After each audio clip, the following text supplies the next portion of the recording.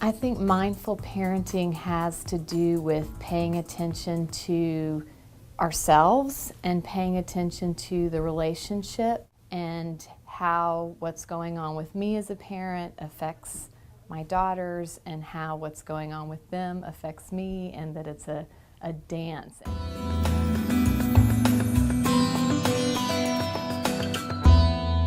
So importantly, both the child and the parent are having their own reaction in this dance, right? We have our downstairs brain that's really ruled by emotion, and it gets triggered for our kids and it gets triggered for us.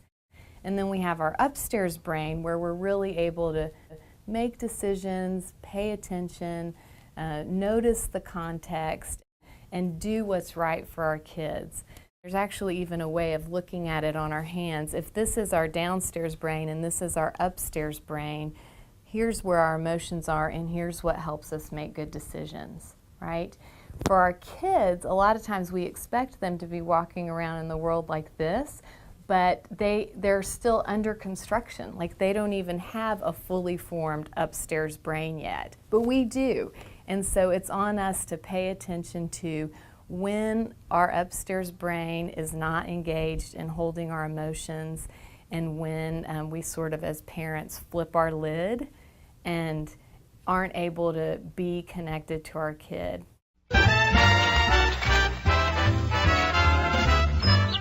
Why does this always happen to me? It makes me so mad that I want to throw this bowl of porridge up in the air and make an angry mess. Did you throw your porridge bowl up in the air and make an angry mess? No. Well, then what did you do? Well, sometimes when I get really angry, I do this. Really angry. And does that make you feel better? Sometimes. Let me try that. All right. Really, really angry. How do you feel now? I feel a little better. For years, we sort of talked about tantrums as tantrums, and they were all kind of the same, cut out of the same cloth. Now we know we've got your downstairs tantrum and your upstairs tantrum, and I'll give you an example. A downstairs tantrum is when a kid has literally, they're just swallowed up by their emotions. They've kind of left the building. You see it in their eyes. Their feelings are bigger than they are, and they don't know how to manage it. When a child is in a downstairs tantrum and they're swallowed up by their emotions, if we try to rationalize their behavior with them and ask for a rational response for them in that moment, we're going to get really frustrated, and the next thing you know, two of us are going to have our lids flipped instead of one. In that moment, what's called for is not giving in. So it's not about giving the kid what they want because they're swallowed up by their emotions. But it is about knowing that the response that's called for then is comfort, presence, attunement, and actually completing your kid's brain for them in that moment. They're all downstairs. So that's when we in the relationship come in and finish out the brain for them. We can soothe, comfort, help them get back into that space where they can make good decisions.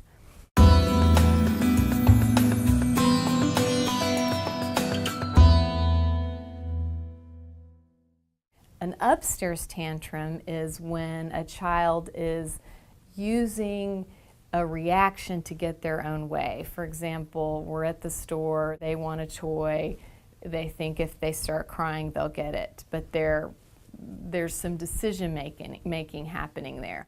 In an upstairs tantrum, I think what we've been talking about for years really works and is really important, which is stay consistent, stay calm, don't give in. And it's very tempting to give in, especially when the tantrum is in public. What helps me is to know that if I give in this time, the next tantrum is going to be twice the size, and they're just going to keep upping the ante because they can tell that it works.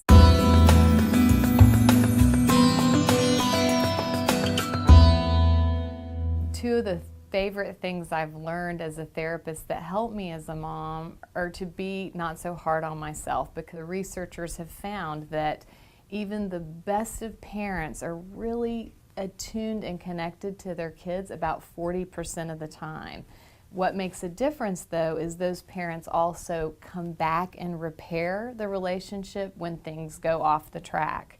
Another researcher talks about aiming to be the kind of parent we want to be 70% of the time, and letting ourselves off the hook so we don't get caught in that cycle of, oh, I didn't do it right, and then you're not present for the next 10 minutes.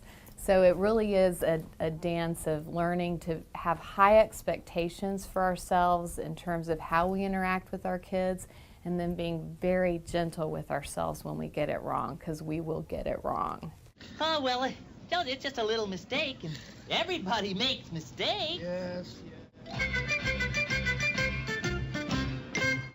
There's a number of things that help me. One is just being aware of how important it is, and being aware of how much it affects them when I'm not present.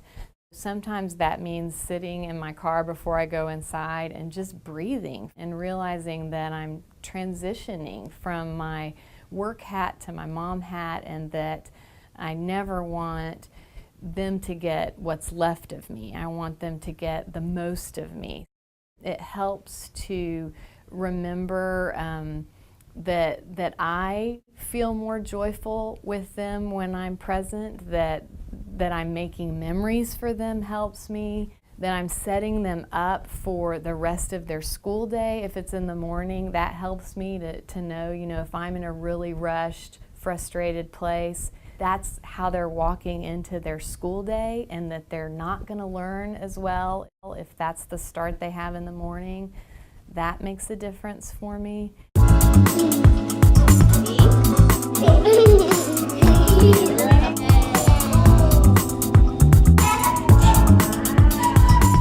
So I hope this information is useful to you, and I hope that as you face the great challenges of parenting and the great adventures of parenting, you keep the importance of being mindful and present in the forefront, so that as your child comes upon really significant challenges, they know and they feel at the deepest level that you are with them, you're connected, and that they're not alone.